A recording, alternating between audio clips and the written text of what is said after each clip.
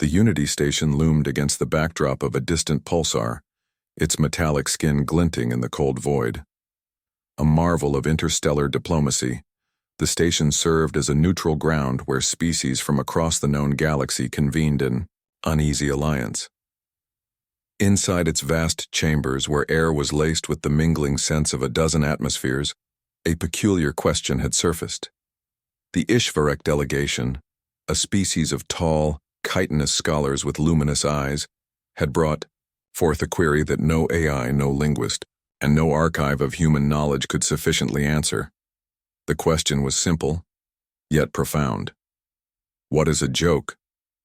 Dr. Elias Vance, seated at the central council table, felt a bead of sweat trickle down his temple. He was the appointed xenolinguist for humanity, tasked with translating the ineffable, bridging the chasms between species through language and meaning. Yet here, on this grand stage of intergalactic discourse, he found himself grappling with something that should have been elementary. Humor, he began, choosing his words carefully, is a uniquely human trait. It is the art of surprise, of contradiction, of recognizing absurdity. His voice echoed slightly in the chamber, where representatives of dozens of species observed in silence. Some blinked with translucent eyelids, others quivered their sensory appendages. The Ishvarek philosopher, Talaran, leaned forward, the chitin on his elongated arms clicking faintly. Explain. We do not understand. Elias took a slow breath. It wasn't the first time aliens had struggled with human concepts, but humor had become an enduring enigma. The Ishvarek had consumed endless records of human speech, dissecting everything from ancient comedies to modern satire. Yet their expressions remained blank, puzzled, disconnected. He decided to start with the simplest form of humor. A pun. What do you call an alligator in a vest? An investigator. Silence. The Ishvarek did not so much as twitch. Across the table, a Zilthari diplomat, whose species communicated through bioluminescent flashes, dimmed its lights in a clear display of confusion. Talaran tilted his head. This is not humorous, it is inaccurate. An alligator does not wear a vest. A sigh escaped Elias before he could suppress it. It's not supposed to be accurate. It's wordplay. The sounds create a connection that... He stopped himself. The nuances of phonetics were lost on species without spoken language. Talaran's voice was measured but firm. Your species laughs at the illogical. You delight in contradiction. But why? A question he had never truly considered. Elias leaned back, folding his arms, feeling the weight of the moment. Humor is how we cope, it's how we survive. Talaran's mandibles clicked, a sign of contemplation. Survive? Mara Kessler, a fellow human scientist, interjected from the side of the table. Humor exists because life is unpredictable, dangerous, sometimes unbearable. When we laugh, we take power over the chaos. Talaran's luminous eyes dimmed. You mean to say that humor is a survival mechanism? Elias nodded. Yes. When we're afraid, we laugh. When we're in pain, we joke. It's how we fight, back against the things we cannot control. A low murmur swept through the council. The Ishvarek conversed in rapid clicks and guttural tones, their discussion punctuated by flashes of bioluminescence from the Zilthari and rhythmic pulses from the Makari, who communicated through vibrational frequencies. Then Talaran issued a challenge. Tell us a joke that is truly human, one that defines your people. Elias hesitated. This was more than a diplomatic exchange now. It was a test. He glanced at Mara, who gave him an almost imperceptible nod. A dark joke, then. Something that embodied the essence of human resilience, our defiance against suffering. He spoke the words slowly, deliberately. Why don't graveyards ever get overcrowded? Because people are dying to get in. At first there was only silence. Then the air in the chamber shifted. The Ishvarek nearest to Elias shuddered violently, their luminous eyes flaring with something between horror and revulsion. One collapsed, onto the table, mandibles clicking uncontrollably. A Zilthari diplomat recoiled, their body flashing in a distress pattern. The Makari froze mid-vibration, their frequencies dissonant, chaotic. Panic spread like wildfire. Talaran stared at Elias, as if seeing him for the first time. When he spoke, his voice was hushed, almost reverent. Humans should not exist. Elias felt his stomach drop. Around him, representatives were pulling back, some whispering frantically into communication devices. The tension in the air was suffocating. Mara's voice, tight with confusion, broke through the turmoil. What the hell just happened? Talaran rose, his gaze locked onto Elias with something between fascination and fear. You jest about death. You find mirth in the inevitable, in oblivion. No species should be capable of such a thing. Elias's pulse quickened. It's just a joke. Talaran's mandibles clicked. No, it is knowledge. A long, uneasy pause. Then, he spoke words that chilled Elias to his core. There are things in this universe that should not be laughed at, because if you do, they might hear you. A shiver ran through Elias's spine. Around him, the council chamber was still in chaos. Representatives whispered in hushed tones, guards exchanged wary glances, and the station's AI issued priority alerts regarding the distress signals flooding the communication channels. Something deeper was at play here, something he didn't understand. Mara's voice was quiet, careful. Elias, what if they're right? He forced a chuckle, but the sound rang hollow in his own ears. What if we weren't laughing at the darkness? What if we were laughing because we remembered something too terrible to face any other? The echoes of the panicked council chamber had barely begun to fade when the Ishvarik delegation issued their decree. Human humor was no longer a matter of curiosity. It was now a subject of galactic concern. Elias sat stiffly in the dimly lit interrogation chamber, the cold metal chair pressing against his spine. Across from him, a holographic display pulsed, with the unreadable symbols of Ishvarik script shifting and reconfiguring as their thoughts processed at inhuman speeds. Talaran stood motionless, his luminous eyes flickering in slow pulses. Explain again. Elias rubbed his temples. It was just a joke. No. Talaran's voice was firm. It was a revelation. A bead of sweat formed on Elias's brow. It didn't make sense. A simple quip about graveyards had sent entire delegations into a spiral of fear. The Ishvarik had recoiled as if he had whispered some ancient cosmic truth, one that should never be spoken. Mara Kessler sat beside him, arms crossed. The tension in her shoulders was unmistakable. You're acting like he just activated a doomsday device, she snapped. It was a joke. A joke about death, that's all. Talaran's gaze did not waver. And that is precisely why we are afraid. A sharp hiss escaped his mandibles, a sound that Elias was beginning to recognize as something akin to dread. Your kind, he continued, laughs at the inevitable. You mock entropy. You find amusement in suffering, in the loss of existence itself. You do not fear oblivion. That is unnatural. A cold weight settled in Elias's stomach. He had spent years studying alien cultures, immersing himself in the linguistic and psychological structures of species beyond Earth. Humor had always been an enigma to them, but this was something more. Talaran gestured toward the holographic display. The images shifted, revealing a compilation of human jokes from history. Their own AI linguists had analyzed thousands of hours of stand-up comedy, sitcoms, even casual human conversations. The conclusion? A pattern. Mara leaned forward. What kind of pattern? Talaran hesitated. Then, in a rare display of unease, he deactivated the display entirely.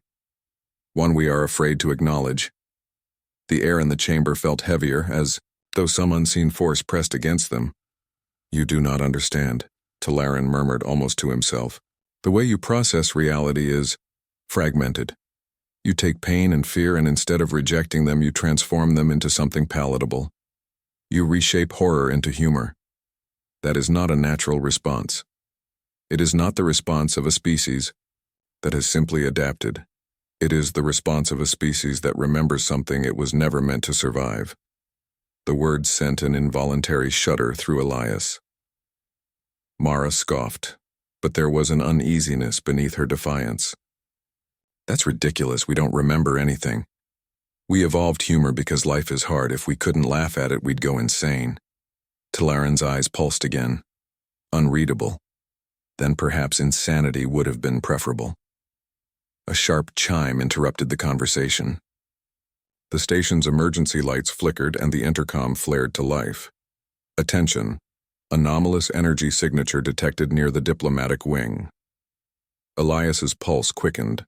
The Ishvaric delegation exchanged frantic clicks and hisses, their exoskeletons shifting as they turned to their personal data tablets. A Makari scientist, trembling, turned one of its 8 eyes toward them. Its voice, deep and vibrational, carried a rare note of alarm. The AI has stopped responding. Elias felt a chill crawl up his spine. Stopped responding? Mara repeated. You mean the station's AI? The Makari shook its head. No. Deep thought. Silence. Deep thought was the most advanced AI humanity had ever created, capable of processing more information than any living mind, human or alien.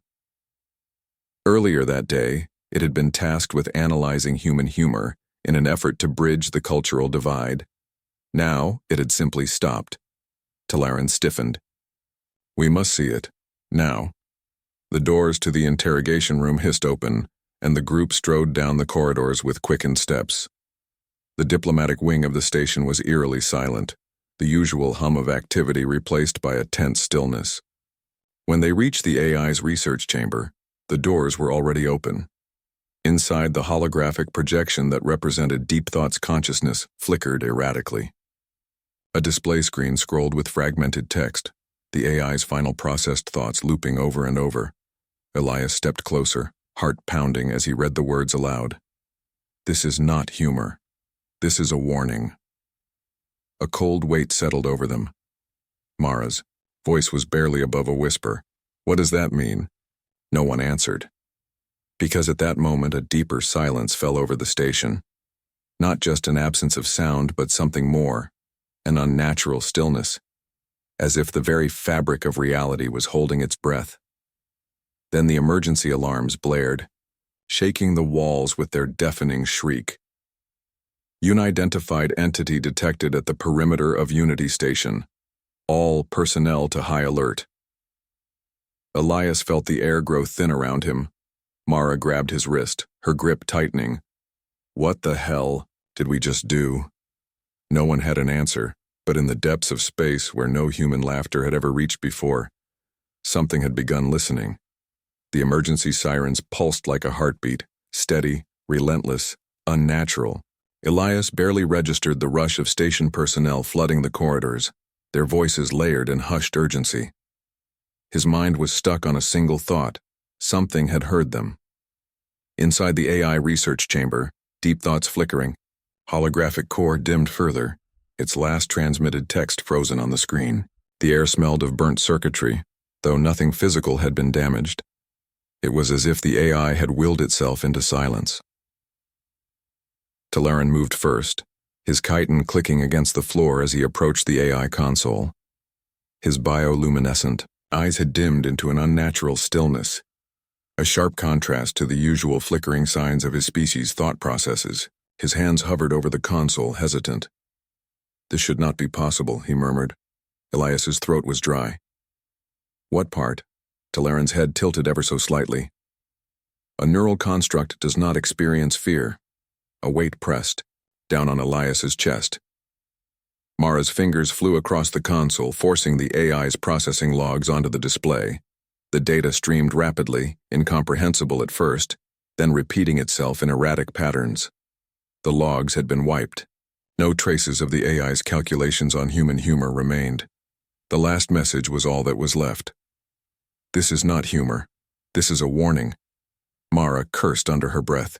It's like it deleted itself. Or something forced it to. Stop, Elias finished. A vibration ran through the deck beneath their feet. Not turbulence, not mechanical failure, something else. The sensation didn't come from the structure of the station. It resonated deeper, beneath thought, beneath instinct. Talaran's bioluminescence flickered erratically. "It is here."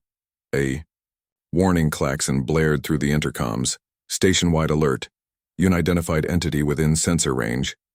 All non-essential personnel to evacuation zones. Repeat." The message cut out with a static shriek. Mara turned sharply toward Elias. "We need to go, now." But before they could move, the lights flickered. Not a power failure. Not a surge. Something moved in the gaps between the light and dark. Something unseen yet present. The shadows in the room elongated, stretching unnaturally, curling like fingers that sought to grasp reality itself. Elias's breath caught. The air was suddenly heavy, thick, wrong. Then, for the first time since humanity had set foot on Unity Station, the Ishvaric prayed. Talaran's voice was soft, but it carried a weight Elias had never heard before. His species had never spoken, of gods, of spirits, of anything beyond the tangible universe. Yet here, now, he uttered something in his native tongue, a phrase filled with fear, reverence, and resignation. Elias swallowed hard. "What did you just say?" Talaran's glowing eyes fixed on him, expression unreadable. "I said we were never supposed to remember." The word sent a sharp chill through Elias's body. Mara stiffened. "Remember what?" The Ishvaric turned his gaze to the shifting shadows. His voice was quiet. "Why you laugh?" Elias didn't have time to ask what he meant. The station shuddered, a deep groaning tremor like metal straining against the weight of something immeasurable. Emergency lights bathed the corridors in pulses of red as security personnel moved in disciplined formations toward the central hub. The delegation chambers had gone silent save for the faint, vibrating hum of the Mechari, who had withdrawn into defensive stillness. Talaran turned abruptly, striding toward the main control panel. His claws skittered against the interface as he accessed external sensor readings. A projection appeared in the air before them, a wireframe of Unity Station and its surrounding space. At first, Elias saw nothing out of the ordinary. Then he noticed the empty void at the edge of the sensor map. Not an absence of information, not interference. An absolute void. No stars, no background radiation, no measurable space-time distortion, just nothing. And it was moving. Mara paled. "Tell me that's a sensor glitch." Talaran's mandibles clicked once. "It is not." Elias tried to steady his breathing. "What the hell are we looking at?" The Ishvaric hesitated before answering. "Something that should not exist." The station AI rebooted in fragments, its automated voice faltering. Unable to process. "Entity does not conform to known. Probability collapse detected." The station-wide comms crackled, then a transmission broke through. A single voice. Laughter. Human laughter. Not a recording, not a transmission from Earth. It was right outside the station. Mara's fingers dug into Elias's wrist. "That's not possible." Elias's mind raced, trying to make sense of it. The Ishvaric had reacted with horror to the concept of human humor. The AI had shut itself down after analyzing it, and now, something in deep space was laughing back. The realization struck Elias like ice water in his veins. We aren't laughing at the void. We are laughing because we remember it. The void on the screen pulsed, its edges flickering like static. Then something within it shifted. A form, not fully seen, not truly there, pressed against the boundary of what was real. It did not have shape, nor light, nor presence as the mind understood it, but it had awareness. The laughter grew louder, and it was not theirs. It was mocking them. The laughter continued, distant yet deafening, a sound that scraped at the edges of consciousness. It was human, undeniably so, but stretched, distorted, as though it came from a throat that had long forgotten the need for lungs. Elias's fingers dug into the console as his mind fought against the sheer impossibility of it. This wasn't a transmission, wasn't an echo from a long-lost signal drifting through space. It was here. Something beyond the station, something in the void, something that had been waiting. Talaran's voice was a strained whisper. You must stop. Elias turned, his body tense. Stop what? Talaran's bioluminescent gaze flickered in short, erratic bursts. You must stop laughing. You must stop thinking in laughter. Elias realized with a horrifying clarity that his breath had hitched, his lips curling into something dangerously close to a smirk. He wasn't laughing, not truly. But the instinct was there, bubbling under his skin like static. A reflex, a defense mechanism. And whatever was out there had recognized it. The station trembled again, a deep groaning of metal and force as the unknown presence pressed closer. The external sensors flickered and failed, unable to define what was moving in the void. The Makari delegation was collapsing into themselves, their bodies vibrating at dissonant frequencies. The Zilthari had shut down all visible bioluminescence, plunging themselves into absolute darkness, and the Ishvarek were preying again. The laughter outside the station warped, shifting from something human into something else. It dragged at the edges of perception, twisting into tones that didn't belong to a throat, that didn't belong to sound. It was humor, stripped of meaning, amusement without joy, a reverberation of something too old, too deep, to have ever belonged to humanity. Elias gritted his teeth. We need to go, now. Mara yanked him backward as the station's emergency klaxons blared in fragmented bursts, the AI struggling to maintain cohesion. Structural integrity compromised, spatial distortion detected, reality deviation exceeding safe parameters. Reality deviation. The word sent a cold spike of understanding through Elias's mind. Whatever this thing was, it wasn't just intruding into their space, it was altering it. Talaran's claws dug into the metal of the console. You have to understand, he hissed, his voice barely controlled. You were not meant to remember. Mara's breathing was sharp, erratic. Remember what? The Ishvarek turned to her, mandibles clicking in something dangerously close to sorrow. The reason you laugh. The lights overhead flickered violently. The room tilted for half a second, gravity itself slipping into uncertainty. And then, the entity outside spoke. It wasn't words. Not in the way the mind understood. It was conceptual, an understanding forced into the fabric of thought. The message slithered into their minds like an invasive parasite, sinking deep into neural pathways, forcing recognition where there should be none. And in that moment, Elias knew. Not because he had learned, not because it had been revealed to him, but because he had always known. The reason humans laughed, the reason they found joy in absurdity, in contradiction, in suffering, in death, the reason humor existed at all, because once, a long time ago, humanity had seen the truth, and the only way to survive knowing it was to make it ridiculous. The void pressed closer, acknowledging recognition. The entity shifted, its formless shape, brushing against the edges of reality, rippling through existence with a cruel, knowing amusement. Mara's breath came out in a broken gasp. Elias. He tore his gaze away from the shifting nothingness, forcing his mind back into the present. They had to act now. Shut down all communications, he ordered, his voice hoarse. Cut external power to the station. Close every access port. Talaran's bioluminescence surged in confusion. That will not stop it. Elias met his gaze, his voice steady despite the growing terror in his bones. No, but if we cut the connection, if we stop acknowledging it, if we stop thinking about it, we might have a chance. Mara's fingers were already flying across, the console shutting down every transmission, severing every external data stream. The station's automated distress signals went silent. The laughter wavered. Not gone, but hesitant. The presence in the void paused, as if uncertain. Elias took a shaky breath.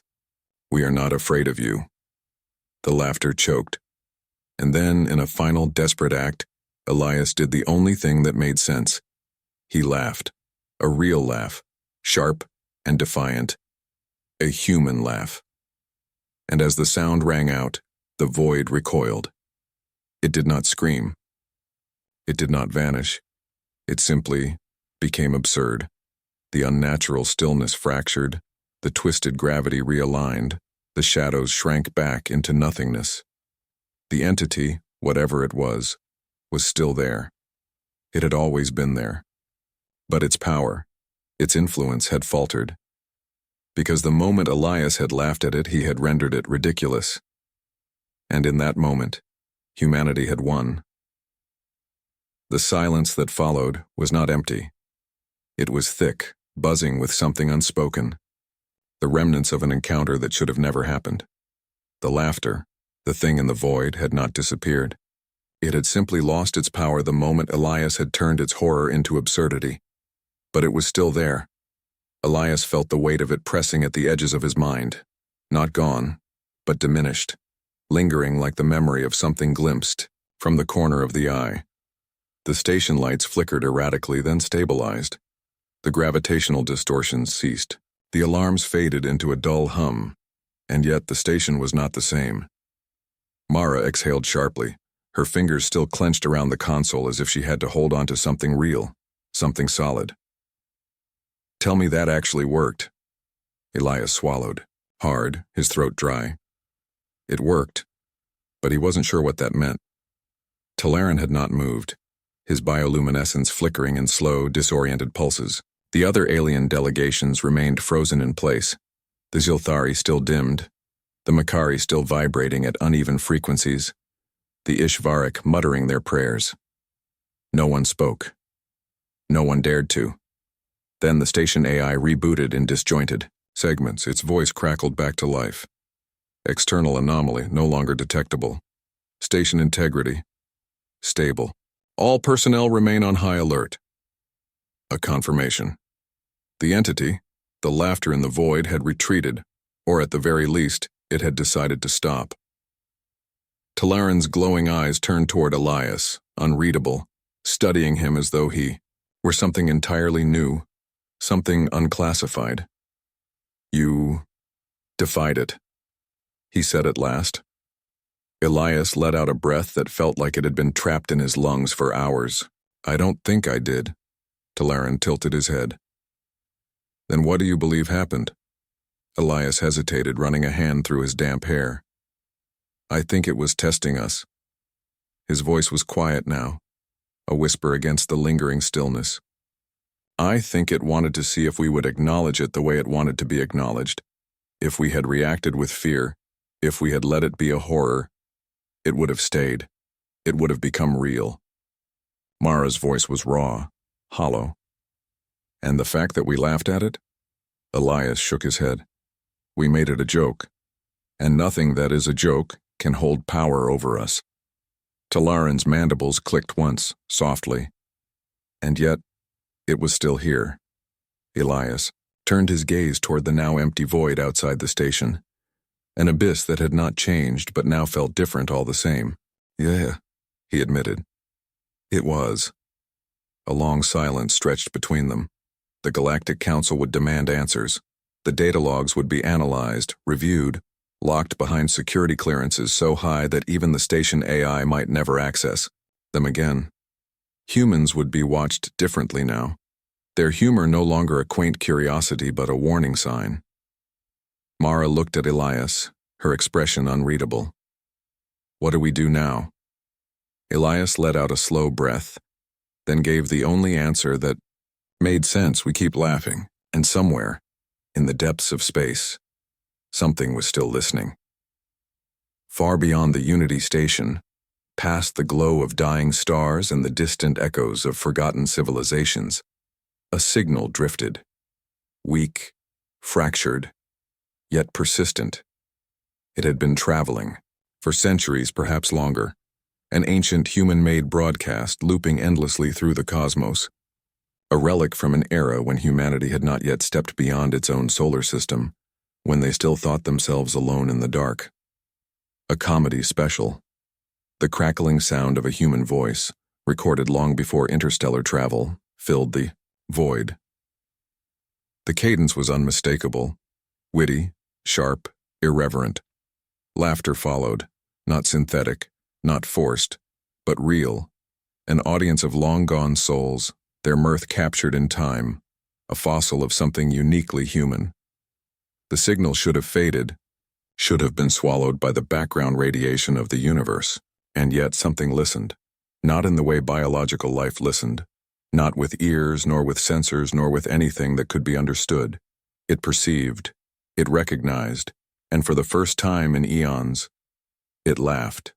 Not a cruel sound, not a noise of malice or mockery, but something new, something imitating. An echo of the human spirit, of resilience, of absurdity in the face of the unknown. The void did not shudder this time. The stars did not tremble. Because this time, it was part of the joke. And laughter once begun is difficult to silence.